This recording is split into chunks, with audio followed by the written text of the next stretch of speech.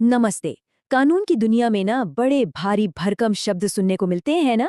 तो आज हम उन्हीं में से एक को पकड़ते हैं, वकालतनामा। चलिए मिलकर समझते हैं कि आखिर ये होता क्या है। एक मिनट के लिए सोचिए। अगर किसी का कोई केस कोर्ट में चल रहा हो तो जज के सामने कौन बोलेगा? वकील बोलेगा, जाहिर है। पर वकील को यह हक मिलता कहाँ से है? मतलब वो कौन सा कागज है जो एक वकील को किसी और की आवाज बनने की पावर देता है? बस आज इसी दस्तावेज की बात करेंगे। तो चलिए सबसे पहले और सबसे जरूरी सवाल पर आते हैं। ये वकालतनामा आखिर है क्या चीज? सुनने में तो बड़ा टेक्निकल लगता है, पर यकीन मानिए इसका कॉन्सेप्ट बहुत सिंपल है। अगर हम एकदम किताबी भाषा में बात करें तो वकालतनामा एक कानूनी दस्तावेज है। इसके जरिए कोई भी इंसान, जिसे कानून की भाषा में मुवक्किल कहते हैं, अपने वकील को ये अधिकार देता है कि वो अदालत में उसकी तरफ से खड़ा हो सके, बोल सके, काम कर सके। मतलब एक तरह का ऑफिशियल परमिशन लेटर है ये। और अगर बिल्कुल आसान शब्दों में समझना हो तो ये बस एक लिखित अनुमति है, एक रिटन परमिशन। जब कोई अपना केस वकील को सौंपता है ना, तो यही कागज इस बात का पक्का सबूत होता है कि हाँ, इस वकील को ये केस लड़ने के लिए रखा गया है। इसके बिना वकील की कोर्ट में कोई कानूनी पहचान नहीं है। ठीक है, तो ये तो समझ आ गया कि ये एक अधिकार पत्र है। पर सवाल ये है कि ये अधिकार देता कौन है, इस पर साइन कौन कौन करता है?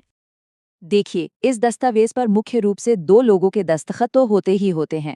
पहला, मुवक्किल यानी वो इंसान जिसका केस है, और दूसरा, जाहिर है, उसका वकील। कुछ मामलों में एक गवाह के साइन की भी जरूरत पड़ जाती है, बस ये कंफर्म करने के लिए कि सब ठीक से हो रहा है। ठीक है, तो वकालतनामा साइन हो गया, वकील के पास पहुंच गया। अब क्या? इसके हाथ में आते ही वकील को कौन कौन सी शक्तियां मिल जाती हैं? चलिए देखते हैं। ये साइन होते ही ना वकील को कई जरूरी अधिकार मिल जाते हैं। सबसे पहला, वो अपने क्लाइंट की जगह अदालत में पेश हो सकता है। दूसरा, वो केस से जुड़े सारे जरूरी दस्तावेज कोर्ट में दाखिल कर सकता है। तीसरा, वो क्लाइंट की तरफ से दलीलें दे सकता है, बहस कर सकता है। और हाँ, अगर क्लाइंट ने इजाजत दी हो तो वो मामले में समझौता भी कर सकता है। मतलब वो कोर्ट में अपने क्लाइंट की आवाज और ढाल दोनों बन जाता है। अच्छा, तो ये जरूरी दस्तावेज इस्तेमाल कहाँ होता है? क्या सिर्फ बड़े बड़े कोर्ट्स में इसकी जरूरत पड़ती है या फिर हर जगह?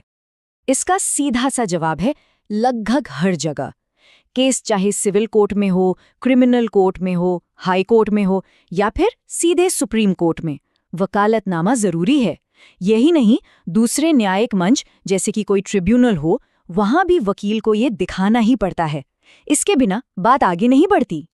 तो अब तक हमने ये समझ लिया कि वकालतनामा क्या है, कौन साइन करता है और वकील को क्या पावर मिलती है। पर अब आते हैं सबसे अहम सवाल पर। आखिर ये इतना जरूरी है क्यों? मतलब इसके बिना क्या वाकई काम नहीं चल सकता? और जवाब बिल्कुल साफ है। ये एक तरह से कानून का गोल्डन रूल है। बिना वकालतनामा के वकील अदालत में अपने क्लाइंट के लिए एक शब्द भी नहीं बोल सकता। कोर्ट उसे आधिकारिक तौर पर वकील मानेगा ही नहीं। तो इससे ये बात बिल्कुल साफ हो जाती है कि वकालतनामा सिर्फ एक कागज का टुकड़ा नहीं है। ये असल में एक कानूनी पुल है जो एक मुवक्किल और एक वकील को ऑफिशियली जोड़ता है। यही वो दस्तावेज है जो उनके प्रोफेशनल रिश्ते को एक कानूनी पहचान देता है। और आखिर में एक बात और, वकालतनामा सिर्फ एक कानूनी फॉर्मेलिटी नहीं है, ये भरोसे का प्रतीक है। ये उस विश्वास की नींव है जिस पर कोई इंसान अपनी पूरी कानूनी लड़ाई एक वकील के हाथों में सौंप देता है। और ये हमें सोचने पर मजबूर करता है कि न्याय का पूरा सिस्टम वकील और मुवक्किल के बीच के इसी भरोसे पर कितना टिका हुआ है।